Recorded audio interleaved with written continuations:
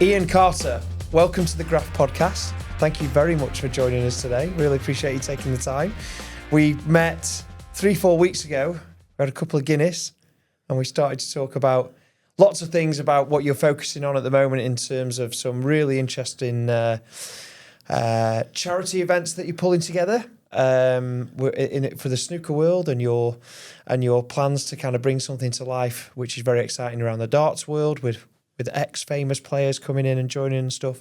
But it comes from a place at the start, Ian, that's a little bit difficult, right? Because you're doing this on the basis that you are trying to raise money for charities based around dementia. Well, first of all, Ben, absolute honour meeting you the other week. And had a lovely chat with you, and it was amazing. And thanks very much for inviting us on. Of course. It's not we're raising money, but I say what I'm doing. I was a normal 57-year-old, just literally thinking that I'm just getting old and irritable. Maybe 2019, so around about 55, 56, I started noticing my grammar, my language, my behaviour was changing. I was getting, and I've always been, I was a sales director. So I've always had an half-full focus and vision. Like to some point, like the hunt was always better than the kill mentality. Yeah. So once I got something, right, that was it. I've got to go and get something else now. Mm-hmm. So I've always had drive. And that was, for some reason, I was getting anxious. And it was, which I couldn't explain. I played golf for 40 years. If it wasn't raining or if I went on holiday, it was every Friday with the lads. Mm-hmm. 20 of them years here in Congleton. Yeah. I'd go down, I've a lovely, lovely bunch of lads in Biddulph that I was lucky enough to meet when I moved up here in 2002. So over the 20 years, there was amazing lads. But I found myself, I'd go to the pub 3 times a week with these lads, like Monday club, Wednesday, Friday. Mm-hmm. And 9 times out of 10, the hour would turn into an hour and a half. So, but then I started finding myself feeling anxious and agitated about the thought of going down to see the lads or playing golf. And I'm like... A fairly routine thing that you've been doing for a long time. For 20 years here. Was that your first signs of knowing something? It was part, and it was also... I was involved with a big business, and I was responsible for all the negotiations and pricing, and it was under a very strict form of a contract called the NEC, which was quite an in-depth form of contract working. Even though it was a good way of working, it was also very administrative and a paperwork. Detailed. If you didn't get your paperwork right, then you wouldn't get paid. Yeah. But that was because of not because of the client, that's because you didn't do your paperwork right. Yeah. So it was a good form of contract called the NEC. But I was making mistakes. That you'd never made before? No. I was always on the ball. I was making mistakes. I was getting criticised by the client. I was getting criticised by my own team. I was ferociously coming back at them, which obviously caused a lot of unrest, but I'd done it with complete passion and I had no regret of saying or doing what I'd done, as in like being ruthless and criticising people, criticising me. So these are the early signs of what went on to be a diagnosis in a frontal temporal dementia. Yeah. It's the front of the... So myself and my wife, Kath, we we finally got through and started seeing some consultants. Went through PET scans, MRI scans, assessments over the course of maybe a couple of years. And in 2025, no, 26 now. No, 24. Yeah, 24. They determined I had a form of frontal temporal dementia. Now, there's so many variants of front. It affects the front part of the brain. Mm-hmm. So where your language and your behaviour. So I was, and the decision making. I mean, I had an amazing business, and it was very successful with two other gentlemen. I decided that felt right for no other reason. I decided that I wanted to be a lorry driver. So I left that business, successful business, earning very, very, very good salary as a partner, Mm-hmm. to learning how to drive a lorry. But I felt right with that. But it was part of the condition that Really? I realised it was part of spontaneous and stupid decision making. When you were told, Ian, about when you were told and it was confirmed that it was this condition, a type of dementia, what was your initial feeling? Denial. Myself and my wife, we sort of resorted to basically dark humour. Yeah. Okay. Because I had to inform the DVLA. The DVLA quite rightly took away my HGV licence and my motorbike licence. Instantly, so I had to leave my job. I mean, I was self-employed for 30 odd years. Yeah. But then when I got a PAYE job as a lorry driver out of Biddulph. Yeah. And that was taken away Taken overnight. away from me, so I had to go and leave that job. That was it, I had to retire. Because obviously when you leave a business, it's like any form of divorce, it can get messy, and it did get a bit messy, which caused a bit of unrest at home. Yeah. And thanks to the support of my lovely wife, who thankfully is very strong and open-minded. But that must have been really difficult in itself, Ian, that this condition has started, you're in denial to a certain extent, you've made a snapshot decision to go and do a different career. Yeah. But I imagine that somebody having a driving license, just something as simple as that, taken away for them overnight, that's quite confronting.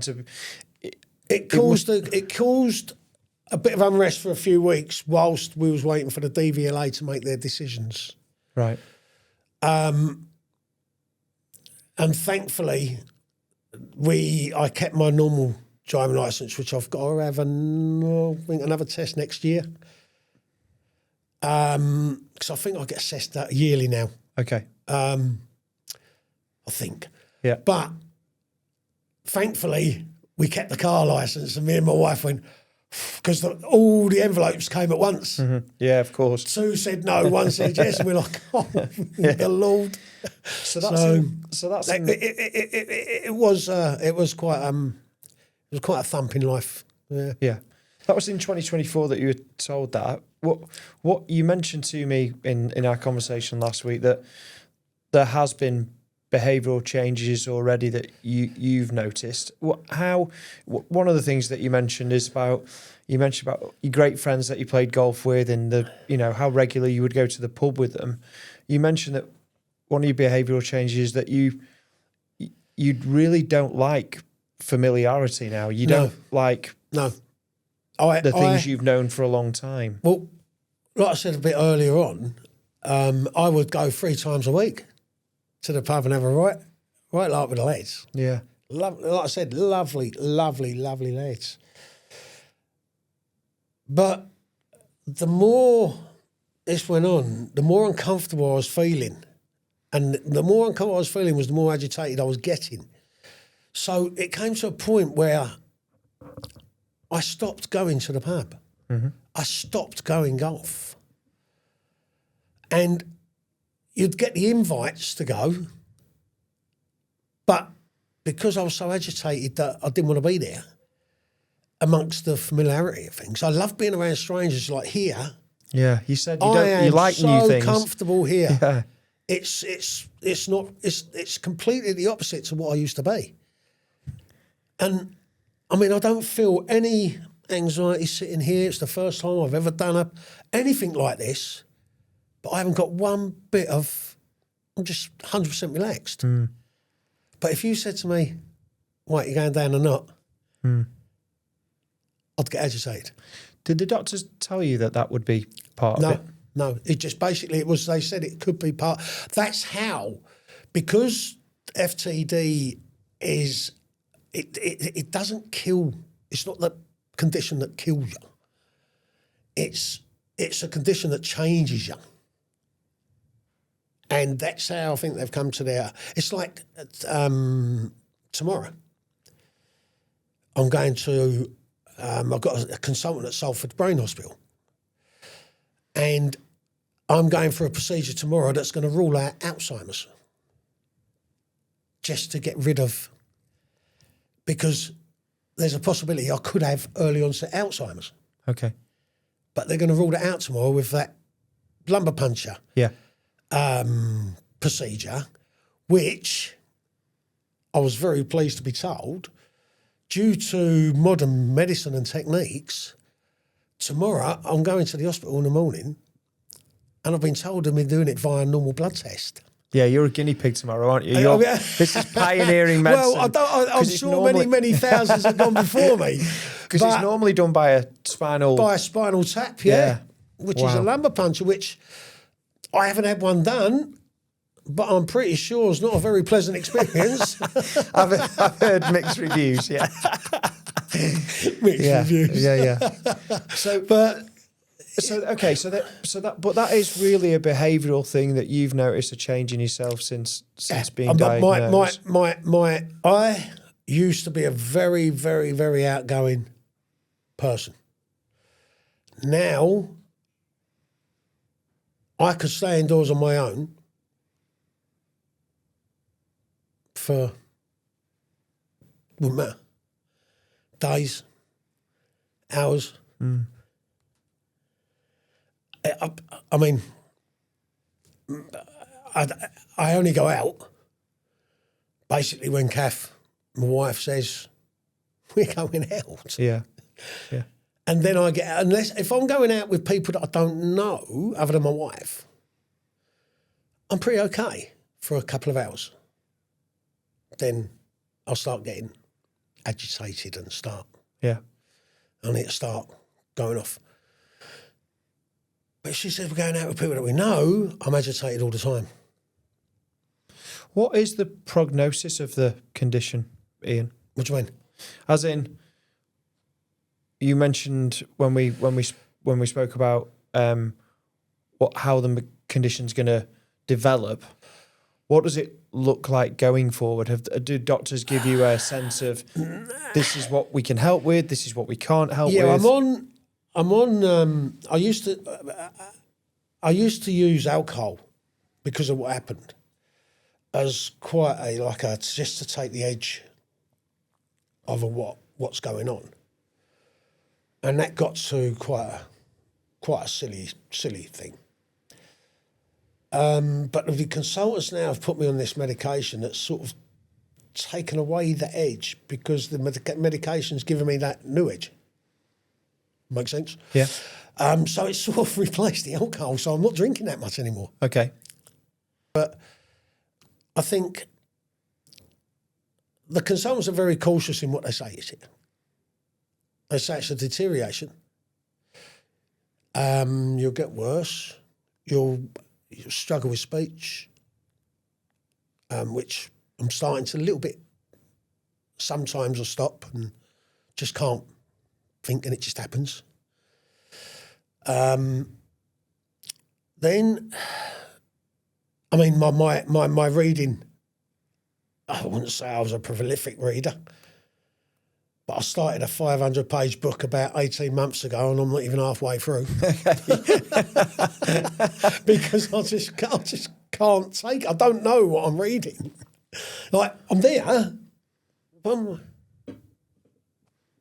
that it doesn't make sense? But no, what I'm like staring into black things. Right. And I can't, and I'll try and read, and I'm not getting. It's like if I try and do an email, my life's now full of red and blue lines on a screen. Grammar errors and okay. You put that in the email the other day, and you put red and blue lines. I was like, what the fuck does he mean by red and blue lines? Yeah. And I was like, maybe it's a medical term for or something. No, I get it now. no. Sorry. So grammar errors and spelling errors. Okay. Yeah. I mean, look, it took me hours to write. If it's any consolation, mate, mine are full of red and blue lines constantly as well. So I wouldn't worry. But okay, Yeah, but that's not. But that's not something you've been used to. No. No. Well, I've never been a genius, but I've always been able to write a letter or a contract or, I mean, like, on your health, like, my parents, you start losing interest in your parents. It's like you start, things become harder and longer, and like you get ill more, and I don't know, I'm ill more, and it's, I don't know, I can't cook because I burn. Yeah. I mean, yesterday, for example, there was some rice on the side, like on the table. Yeah.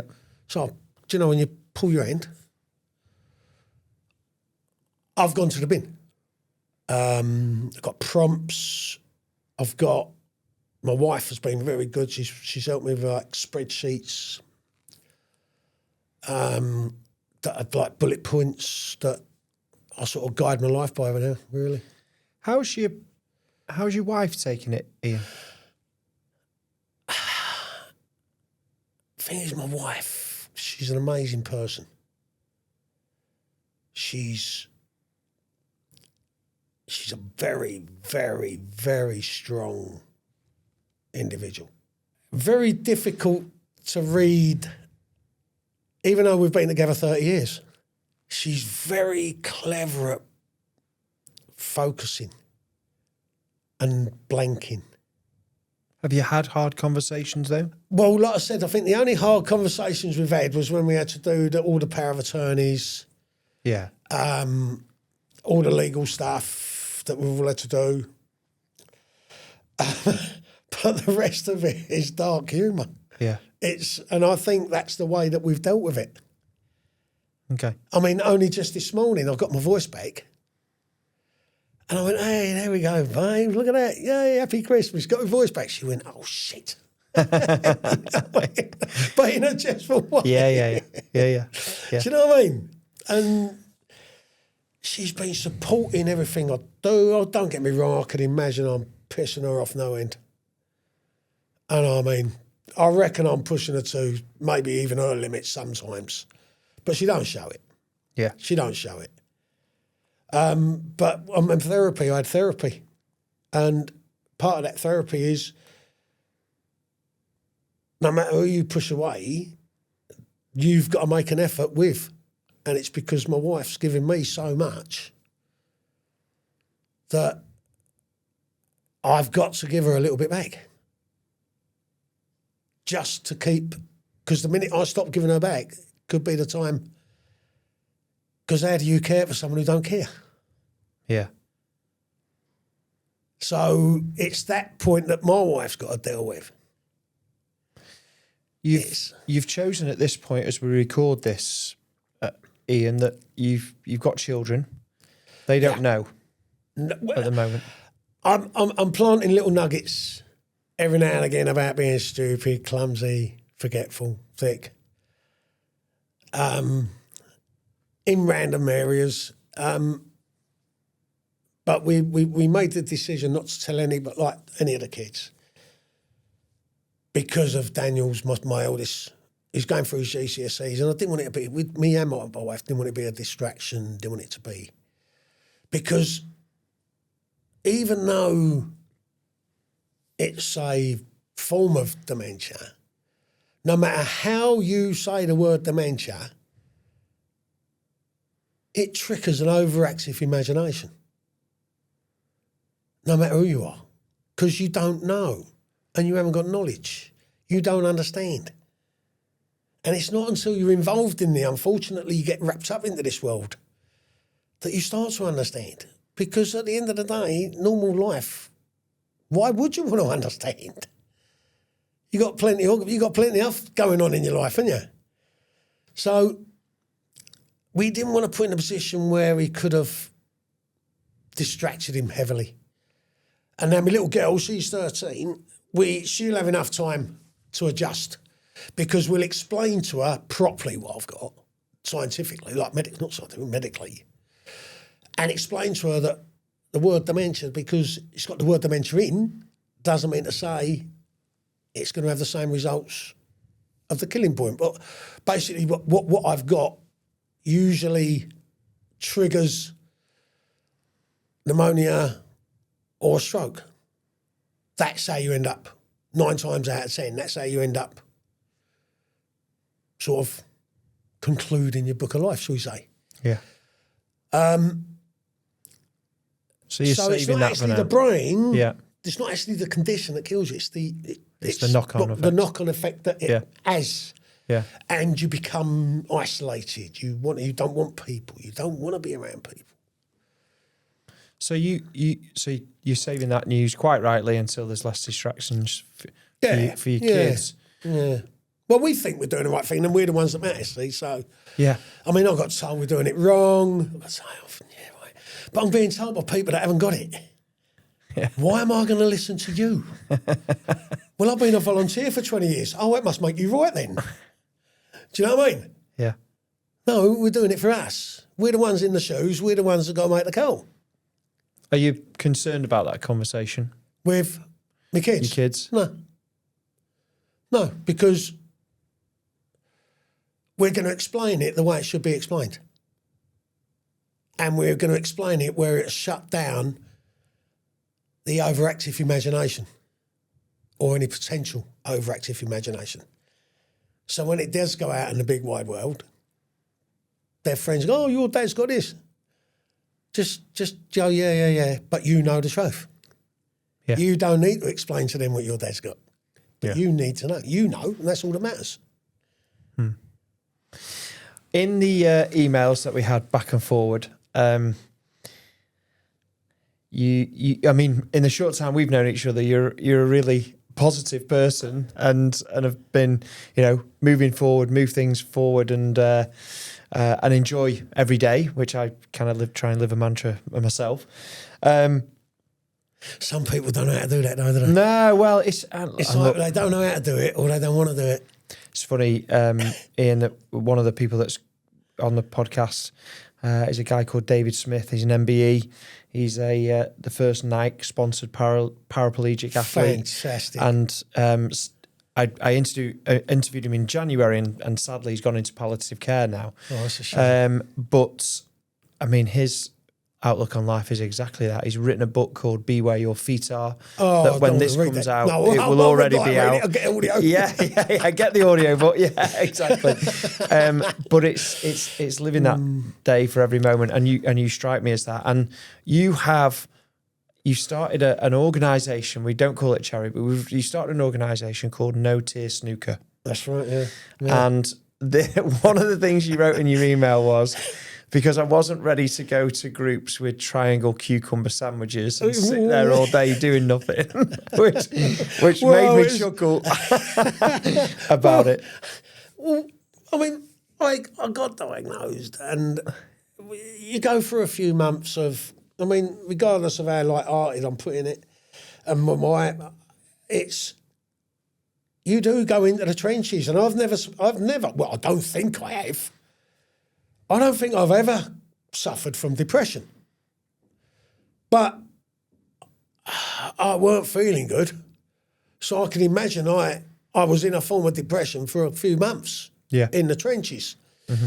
Self-pity, on the bows, just completely ignoring what anybody says, jumping down people's throats. Because the NHS, once you get diagnosed, there's plenty for when the condition comes and gets you, but there's nothing from when you get diagnosed, that void there, to when it comes and gets you. Yeah. But in this void here, you said there was a gap. There was kind of like well, what am I supposed to do now? Exactly. But what you're forced down, or not forced down, what the NHS have got are groups that are cucumber sandwiches and banging a triangle. And people in this void are not ready for that. Yeah. And that's what, and I've always loved the game of snooker. Even though I've been shit at it, I've still enjoyed being shit. So I go in there, get the ump because I was crap, but come out going, I enjoyed that. Yeah. Having a pint. So I said to my wife, I just jumped up and said, I've got it. She went, what? I said, I'm going to start my own group. She goes, what are you on about? I said, I'm going to start my own group that I can go to every week. Because I'm no longer going to meet people in pubs, restaurants, environments. That's it, I'm done. I want to start a group where I'm going to meet people walking in my shoes. What are you going to do? I said, I'm going to start a snooker club. She went, shut up. I went, yeah, I'm going to start a snooker club. I said, because I can't be the only person sat here in Congleton going, oh shit, what am I going to do for the rest of the week? She goes, how are you going to do it? I said, well, I'm going to phone my nurse first. Because when you get diagnosed, you get allocated a nurse. And whether it's a good thing or a bad thing for her, my nurse, Denise Parr, been a dementia nurse for 40 years. Amazing one. She was unlucky to get allocated me as a patient. Anyway, so I phones Denise up. I said, Denise, I've got an idea. She goes, what? I said, I want to start a dementia, an early onset dementia snooker group. Do what? Yeah. I said, well, do you reckon I'll be like mucking about with people's heads or anything like that? All right, what do you reckon? Well, if you can get it off the ground, then we're with you. So I went to Congleton Snooker Hall. Went and spoke to Simon. Didn't know him from Adam. I said, oh, mate, yeah, told him the story, told him the backstory. I told him what I wanted to do. Told him that I wanted the club to open 2 hours before it should do on a Wednesday. So we've got that area exclusively for 2 hours a week. Oh, mate, he didn't even bat an eyelid. He just went, yeah. Didn't even bat an eyelid. So I phoned up my nurse. I said, look, I'm going to put a flyer together. I've got the venue. I've got your support. I said, I'm going to make this happen. Right, okay. So I made up a flyer, sent it to Denise. She sent it to these JP things or whatever they're called, like platforms, or I don't know what they're called, I can't remember now. But they're sort of things that help out groups with people. All of a sudden I was getting emails. Oh, I love snooker. I've got early onset, I've got vascular, I've got early onset Alzheimer's, I've got this. Well, okay. So it started off with about 3 of us. Me, 2 others, and a loved one. I won't call them carers because they're loved ones. Because 9 times out of 10, people that come to the group, they come with their loved ones. They don't come with a carer. Even though, just because like they've been on the bad end of the in sickness in health part of the contract, don't mean to say they've gone from being your best friend, your love of your life, your lover, to just being your carer, even though they're just branded a carer. So I won't have the word carer used in the club. It's their loved ones, which I've been heavily criticised for. But people are starting to because we're trying to break the stigma of it all. Anyway, then do you want me to keep on going how the group developed? So you went from 4, and how quickly did it grow, and Well, what did you find? Then over the course of 2 months, it grew to 12, but then there was 10 loved ones. So what I did not see coming, because I started this, so I'll be around people that were in my shoes. I didn't care about anything else. Yeah.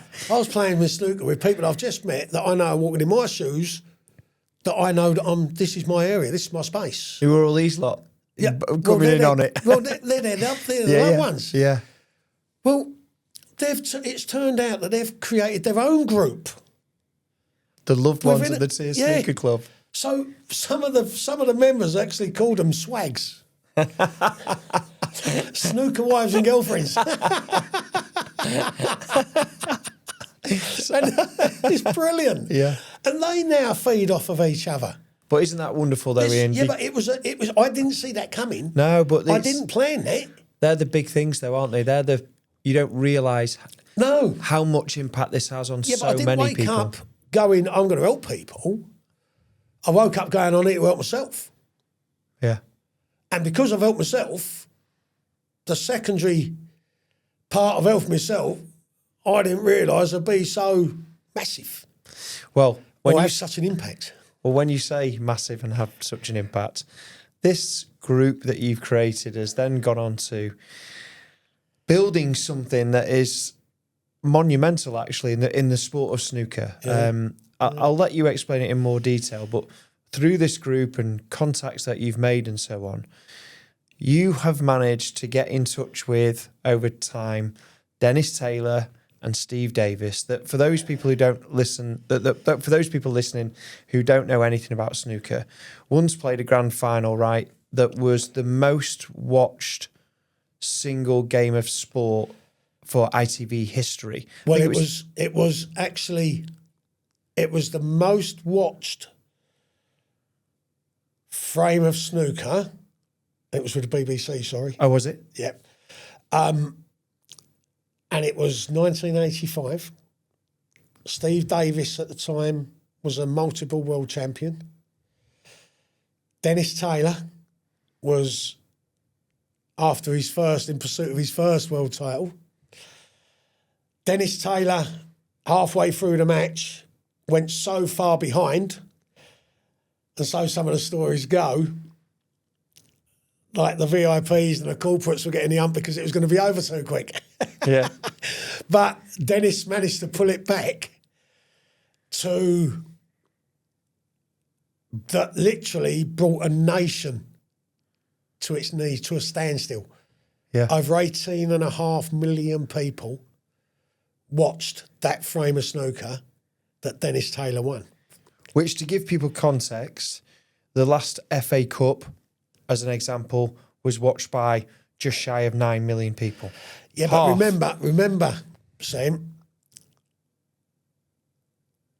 when Dennis and Steve were playing this, there was no more than 5 TV channels. Yeah. Yeah, yeah.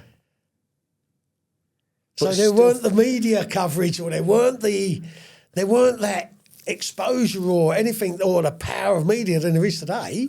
Yeah. They had 3 or 4 TV channels. But a monumental watch. Oh, it's huge. And people to this day still, and that's what happened. It's people to this day, even the members, all know where they were. When that happened. When you mentioned the name Steve Davis and Dennis Taylor to the world of people in early onset dementia. There's not many people don't go, oh. That frame. That they know, and it triggers. And that's what's happened with the group. Because I was meeting up with the group, so it became bigger and bigger. So we're talking and laughing and having a pint, and some are outside on the balcony having a cigarette, and everything you're not supposed to do. Yeah. For them 2 hours a week, we do. Oh, and they swear, they laugh, they joke, they drink, they smoke. 2 hours a week. They don't drink loads, they have a pint, you know what I mean? Yeah. Well, they'll have one or two cigarettes. But it's something, a bit of normality. Yeah. Breaking away that stigma of you have to do it this way, that box there, you got to tick that box there, you can't do that, you can't do this. Mm-hmm.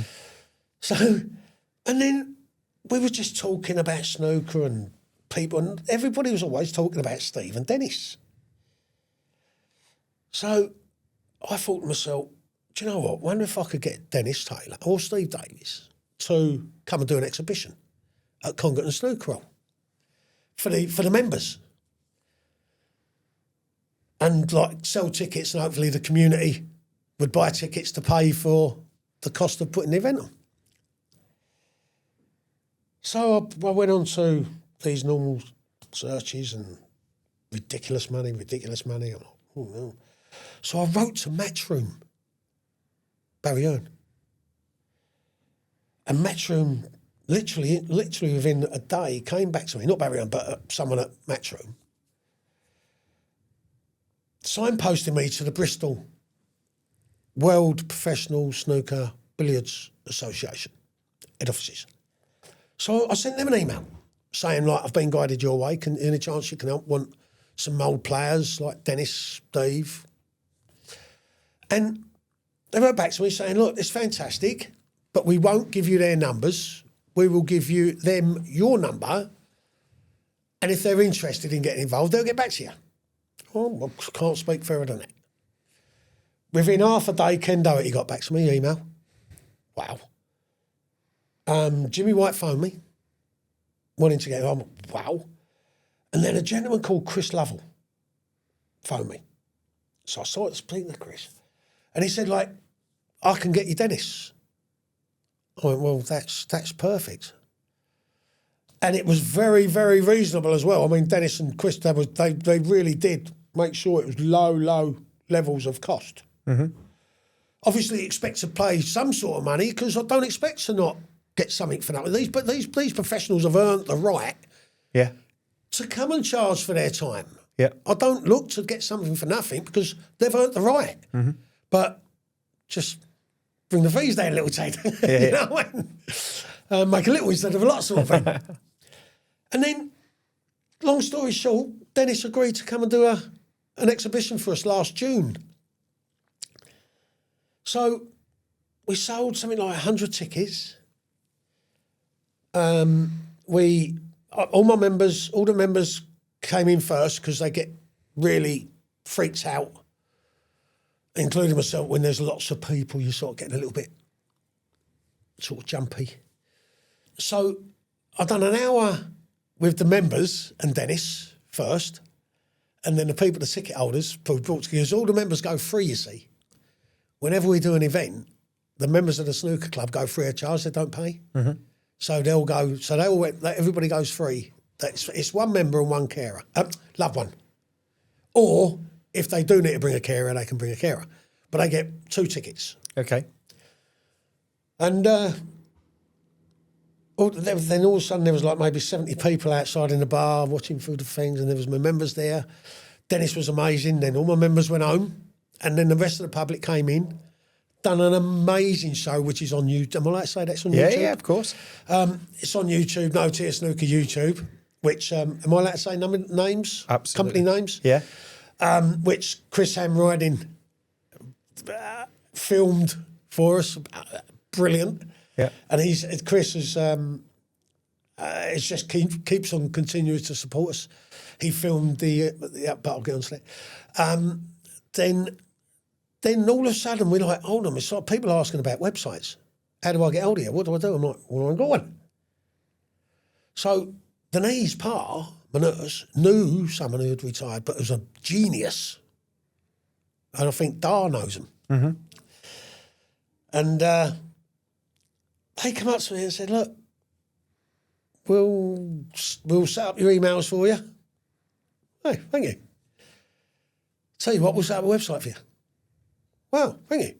I'll tell you what, we'll run it for you. Pardon? Well, I'll tell you what, we'll run all the events for it for you. And it's a local company called Zesty Digital. Chris Green and George Harper. And to this day, they're running my website for me for No Tier Snooker, free of charge. They maintain it. It's one of the most professional websites you will ever see, and haven't charged me a bean. They've done it purely out of support and belief. And now, Dennis was so impressed with what we'd done and how we got the website going and things like that after the event, we was downstairs and basically said, Steve Davis said he'll come and do your Christmas lunch. I said, pardon? He said, they really believe in what you're doing here. Wow. And this was in June. And we was talking about Christmas. He said, you bought it? I went, yeah. No, think about it. So when we got home, I told my wife, I said, oh, by the way, wife, Kev, Steve Davis is coming to come and host our Christmas lunch. We haven't got a venue. I said, well, I'll find one. So I went to Pear Hospitality. Yeah. And Mr. Pear, Mr. Jake Pear and Liam. My God, they were amazing. They said we could have Lion and Swan, the restaurant, Lion and Swan and Peck's on this particular Monday. But it was at the beginning of December. And everybody's going, you ain't going to do it, so it won't work. Well, no, it will work. Well, lo and behold, Steve Davis did come and do the lunch.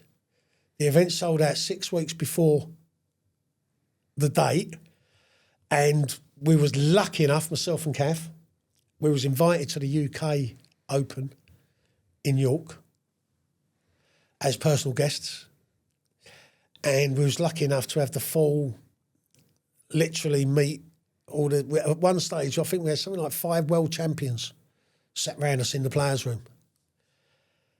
And just talking about No Tier Snooker, we met one of the famous cue makers, Mr. Harris, Mark Allen, one of the current snooker players. He interrupted a BBC interview to say hello.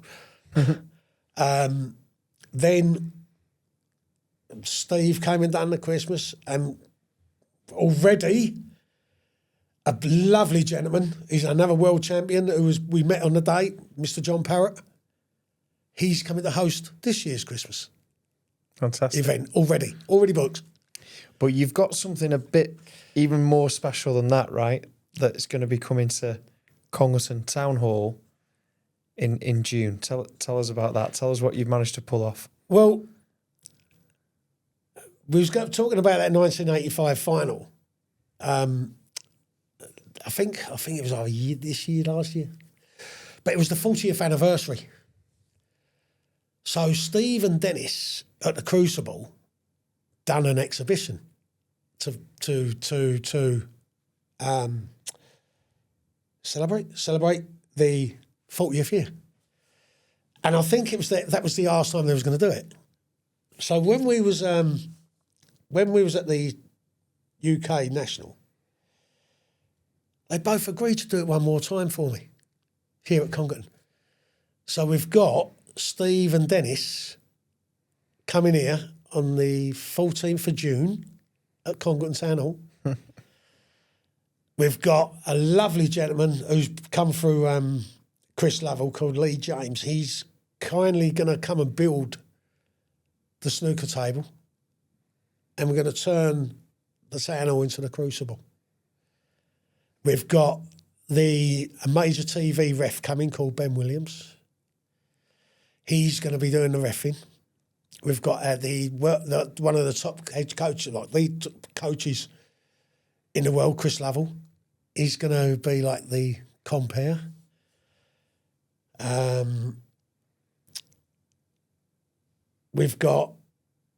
We sold out 220 tickets in something like 8 days. 8 days. And it's only through the community of Congleton. We couldn't believe it. Couldn't believe it. And we was going through the list, myself and Kath, and I don't think we know maybe not even more than 15% of the people that have bought tickets. So it's not if it's been family or friends, or it's been the community.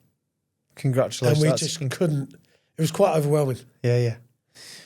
very overwhelming. Ian, I mean, it's an amazing thing that you're putting on, and the money from it going towards helping people and so on and so forth. How much though, Ian, has it helped you to have this focus? I was having this conversation today. Because my wife reckons there's more to life than snooker. And I'm like, no. What are you on about? Yeah, but the kids. No, it was snooker. So she's taking the mickey at me now, going, there is more to life than snooker, you know. Yeah. It's going so well that like, for example, we've been so lucky with funds like donations, Congleton Town Hall, Congleton Partnership, Congleton Enclosure Trust. I mean, we're talking from £5,000 down to £1,000. The Congleton Lions, amazing gentleman, David, they're putting on all the marshals for us for the event, free of charge. All volunteers through David and the Congleton Lions. The Rotary Club, Congleton Rotary Club, they donated £600 to the Dennis Taylor event to help. Do you realise how much you've achieved here, No, Ian? No. We've got the Congleton Freemasons, the Lodge, the Eaton Lodge. They bought a ticket and they raffled it off to raise money for their cause. And the gentleman that came along was really ultra impressed. He's supporting us all the way through. We've got like Steve, Dennis, Chris, John. We're talking to the NHS now. It's gone mad. I've got people that are helping me. I've got people that are finding funding. They're finding schemes. I've got one lady near Manchester, but in Wilmslow. She came to. That's another good story. This one. This is a great story. Have I got time to tell you? You can tell us 100%. I know what it is. This is the auction price that I'm going to win, right? Well, you're a bit like Donald inside the oil trading, are we? Winner, £5. Yeah, because we are allowed to say that you've kindly have offered to auctioneer for me, haven't you? Yeah, absolutely. Which I'm looking forward to. That's going to be fantastic. Fun. But I haven't told you yet how many bits that have now come on board to auction off. Awesome. It's gone nuts, but I'll tell you that off the camera. I had a phone call after all the tickets for the Dennis Steve Davis sold out. Can I have a ticket? No, sold out. Oh, please, I need a ticket. My husband, this is great. My husband, no, I'm sorry, it's sold out. We will pay double. No, I'm sorry, that's not what it's all about. We have sold out, there's no more room. There's got to be. And what it was, where Chris and George have set the ticket price up, purchasing through the internet, it meant they had to open up the internet, which meant anybody could get in and buy tickets. So I said, look, you've got to be at your computer. And I've got to tell you, when they've opened it up, you've got to be there and jump in and just buy normal tickets, 90 quid. So she done it, bought them. She goes, right, that's it, we want to give you more money. I said, no, you've got your tickets. Looking forward to meeting you on the day. Thank you very much for your support. Next thing, £300 comes through as a donation. We are sponsoring members. Thank you very much. On the day, Chris came down with this memorabilia set of medals, all signed by the top 7 world champions on this. I can't remember. There's a name for it, but I can't remember it. Grand Slam or something. It's called Grand Slam. 3 medals. But they were stunning. Yeah. And Chris had them done for us. Wow. They paid nearly £500 for them. So this one phone call ended up doing a lot of money to a No Tier. Yeah. Well, on the back of that, Steve, Dennis and Chris kindly sorted out a lot of memorabilia for No Tier Snooker. And part of that memorabilia was a 1999 Man United shirt from Camp Nou, from that European Cup final. Unsigned. So I was speaking to Alison and Anthony. Leave that with me. Where are we? Well, long story short, I'm picking it up on Monday. They managed to get Sir Alex Ferguson to sign this shirt. When I was going around the houses, I was writing to Man United. I wrote to Man United, and they were brilliant. The foundation, the Manchester United Foundation, they said, look, there's nothing we can do about the class of 92 because they're off doing all their own things. We don't know where they are. But what we can do, we will donate you a current first team signed shirt for you. I'm like, wow, thank you very much. And that was for Manchester United. That's absolutely amazing. And now we're now going down the pathway of the NHS are now looking at the group as No Tier Snooker. We're sort of we're sort of doing the process, paper or whatever, where they're going to be looking at us as a third space. So basically, if the group's what it does all says on the boxes, after many months of surveys and data and things like that, No Tier Snooker could find itself being prescribed as a non-medical prescription by GPs. Incredible. And the NHS will support that as a third space. That's where we're at the moment. We haven't been approved. We're just going through that process now. And that's for here and Hazel Grove. Ian, 14th of June is when the event is. Yeah. It's an incredible event that you've been able to pull together. We're really glad that you're able to come onto the Graph podcast. And I can't thank you enough for inviting me on. Well, it's a huge pleasure. And for you to talk openly about what's happened, what's happening, and just to hear how passionate you are and how much you are walking forward regardless. And I really hope, mate, that you understand what profound effect you're having on a lot of people's lives now, because you're making it what can be a very, very difficult situation. I think I'm too close to think about the added values, because it's all I have wanted to do, and what I do is make me happy and make the snooker club members happy, and whatever comes out of that is fantastically positive, because what I found in my unfortunate experience, which is turning out to be quite a interesting experience, we turned a plus into minus into negative. What did I say? A minus into a plus. Negative. Yeah. Yeah, sorry. Negative it into a positive. Yeah, that one. Is that the awareness events are a really powerful tool.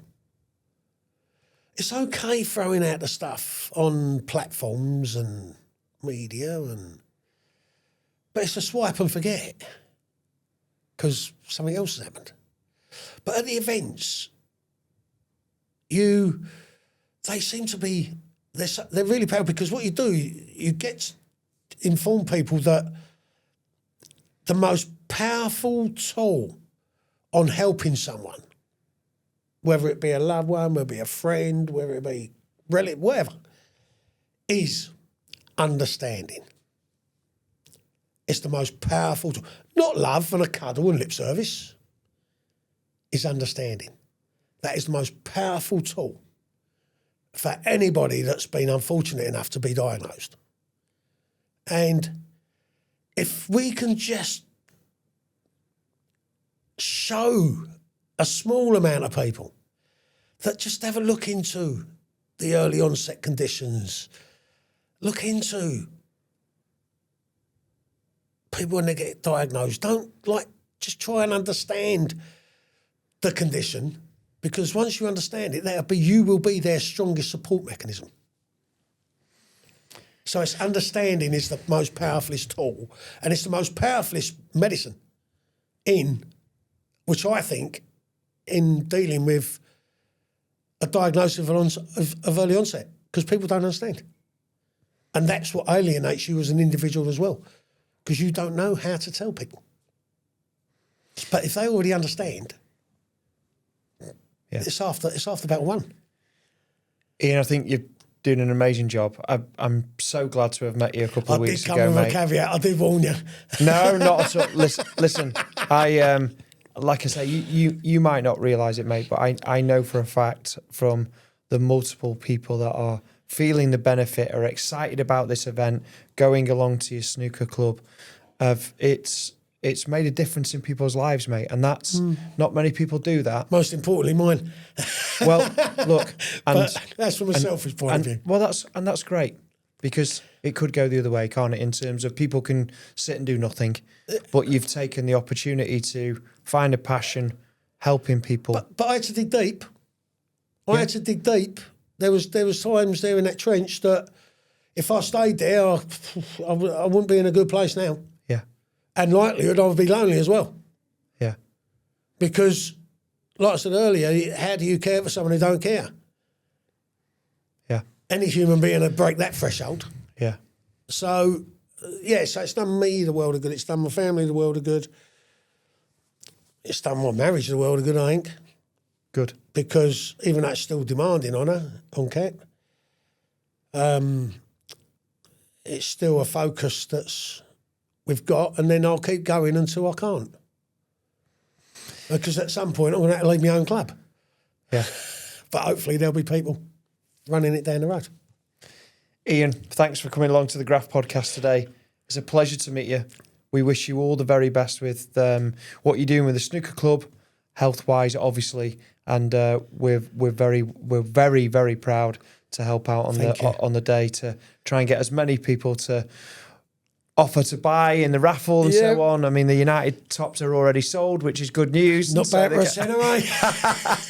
But thank again, you. all the money that raised, it doesn't help just the members; it helps the loved ones as well. Yeah, because like you've got half a dozen loved ones that don't do anything. So, for example, we had a loved one that loves the ballet, but couldn't afford to go or can't afford to go or whatever. But because the club's got a couple of quid in the bank now, it's paying for her to go. It's also doing like a swags afternoon tea. Just it's only the swags are allowed to go. Yeah. But the club's going to pay for that. That's amazing. As a thank you Yeah. for looking after their loved ones. Yeah. And doing the thankless task. Wonderful. So it's not just helping the individuals that have been because I think it's easier for the people that have been diagnosed because they don't know or they don't care. It's the ones that's got to look after you. Yeah. They're the ones that I think it's harder for them. Yeah. Because like I said, how do you care for someone who don't care? It's quite a big ask, isn't it? Can be. Thank you, mate. No, Appreciate you coming Sam. in. I'm sorry I carried on. No. Listen, we're here. It is from the heart. People want to listen. And It is from the heart. Ian, thanks for joining us today. That's a wrap on this week's Graft. Please make sure you follow the podcast from wherever you listen or watch from so you don't miss an episode, and we'll see you next week.